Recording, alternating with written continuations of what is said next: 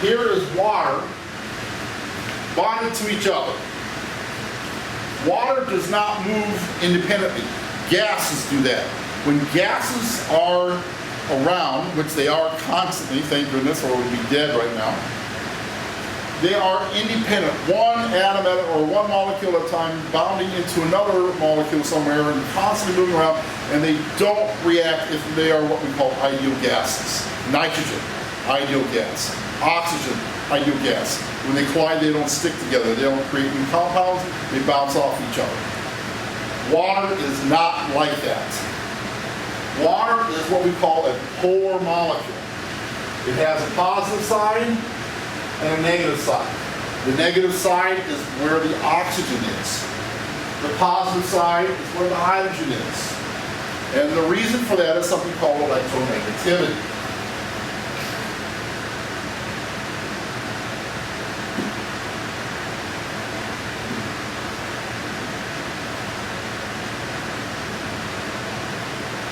You will see that the water has a positive side, represented by a lowercase delta.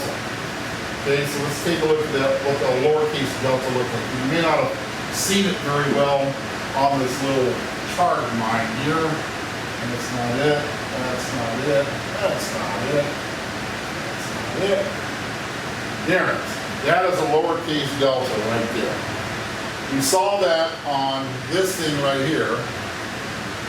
These are lowercase deltas. Now, the reason why they're lowercase deltas, in other words, in English, terms of English, we have capital letters and lowercase letters. Capital delta is a triangle. When we talked about exothermic and endothermic reactions, we talked about something called delta H, or the triangles. That's capital delta. Lowercase delta implies that it's not very strong. So these aren't truly positive and negative charges like sodium chloride has. Sodium has a true positive charge, and chlorine has a true negative charge when it reacts. Water doesn't have a true positive and a true negative. What it has is a separation where electrons are found more in one area than in the other area. And the one that has the more electrons around it is the oxygen, and the less electrons around it is the hydrogen. So we have a slightly positive charge here and a slightly negative charge here. They aren't true ions, they just pretend to be. And they're all linked together. In fact, it doesn't show it here, but every water molecule has 6 other water molecules bonded to it in this fashion. This is just a really good representation of 4 of the 6 that bond around it. There's going to be 2 behind the board that you can't see.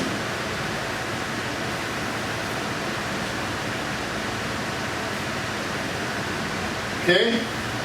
That kind of bond where the hydrogen is positive is called a hydrogen bond, because the hydrogen bond is the strongest of those external bonds, what we call intermolecular bonds. Okay?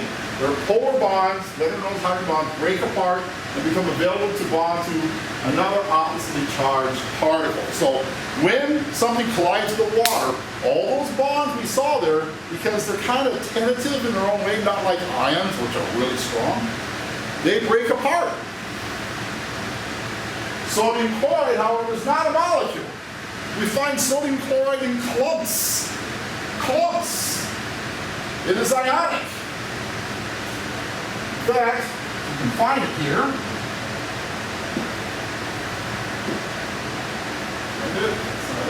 That's not it. Oh, there we go. That is pretty much what sodium chloride kind of looks like. This is a good representation of it. They're actually closer together. There's not really spaces like this. This is just pulled apart, so you kind of get an idea of what it looks like. But if you take a look at, say, like this, now the sodium is black, they're really small. Positive ions are small, negative ions are really big because they got more electrons moving around it than the positive ions, which lost electrons. You take a look at it, 1, 2, 3, 4, 5, 6. 6 other chlorine atoms or ions bonded to it. So we don't find them like water. We find molecules of 2 hydrogen, 1 oxygen, And when they break apart, they stay together in that form for the most part, not always, but for the most part. But when these break apart, they break apart on their own. And they become Na positive ions or Cl negative ions. And that's real important in understanding what's about to happen.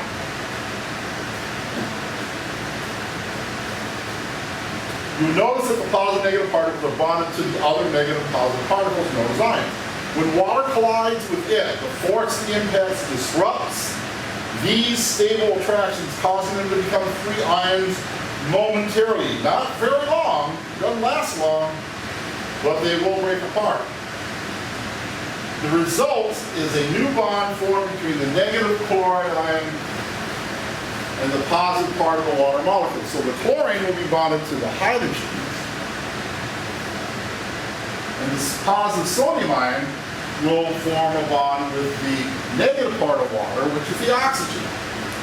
These are called ionic covalent bonds. These are very strong. In fact, it's so strong, it's really difficult to break apart all the salt from water when you try to get rid of the sodium chloride in salt water. Sometimes you have to do something a little bit extra and get it completely what we call desalinated. Most of the countries in the world do not have fresh water, or not enough fresh water to serve their communities, so they have to take the nasty seawater and do something with it, and boiling it off or distilling it isn't enough. They have to do something else. That's how strong the bond is between the water and the salt particles. Are these bonds changing the structure of the particles, though? No, not really, because you can taste pure salt in salt water. When you drink it and it's salt water, you know it. It has to become part of the water. The salt hasn't. And the salt hasn't become part of the water. You can taste both of them. If you've tasted salt water, it is exactly the same taste as just salt. This tells you the reaction has not changed the makeup of the particles, just how they are bonded to each other. This is why you see a change, but it is not a complete change.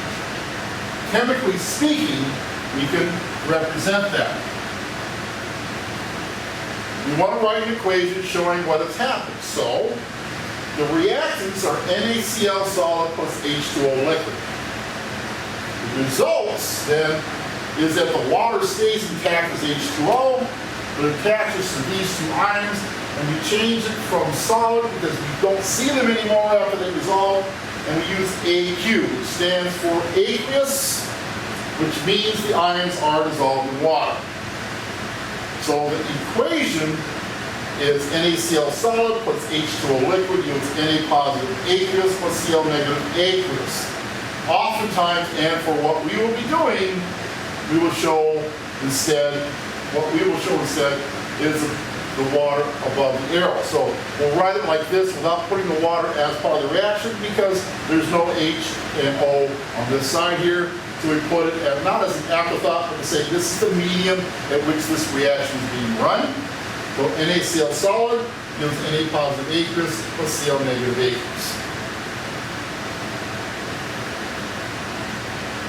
Example, what is the chemical equation describing the dissolving of MgF2, magnesium fluoride? Well, magnesium fluoride is ionic. How can you tell? Well, an ionic compound has to have a what? A metal. So it is because magnesium is a metal, so this will then become MgF2 solid, yields Mg2 positive aqueous plus 2F negative aqueous. Polyatomic ions are also going to be important here. Now this is where you need to find your polyatomic ion chart or find one that you can use. Now, again, like before, I'm not going to ask you to memorize the polyatomic ion chart. You just need to know how to use it. Now, your book has one on page 69.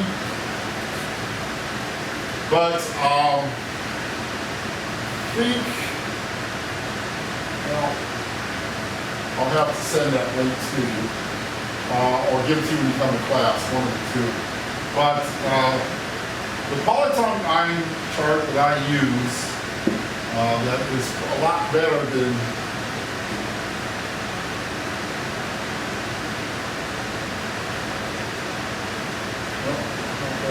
oh, there we go. Polyatomic ions. Get something that looks like this. This comes from wordexcelsample.com. Wordexcelsample.com. So this thing right here is a pretty good chart. And like I said, I'll make sure and put that into the sheet that I send to you when you follow along with what I'm doing here. So this is important as well. So let's see how we would use that. Polyatomic ions are also in the mix here. If you still have a polyatomic chart, use it. What is the chemical equation describing the dissolving of MgNO3 2? The answer is very similar to the previous example with the exception of the NO3 negative. So we have, instead of MgF2, we have MgNO3 solid. Yields with water as the medium, Mg2 positive aqueous plus 2 NO3 negative aqueous. Now remember, in a dissolving reaction, you've got to have a positive ion, you've got to have a negative ion. You can't break up. If you have more than one negative ion in your mind, which is not possible, if in your mind you think you got 2 negative ions, you probably need to go to the polyatomic ion chart and see if you can find one that has exactly that formula and put that over here with its charge in that chart. It's going to take a little bit of practice to get that done, but that reminds me, oh, look, practice problems. Give the dissolving reactions for the following ionic compounds. Because they are solids, because they are ionic, these are all solids. So I'll give you 4 compounds. I want you to write the dissolving reaction like I have here and the one previous. Make sure you include all the phases, the water above the arrow.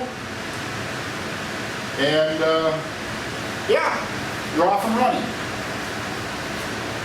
And again, if you have any questions, let me know. You can drop me a line on email. You could call me, do whatever. We'll get you up to speed, but we're going to hit the road running here. Okay? All right, go ahead and get started on it.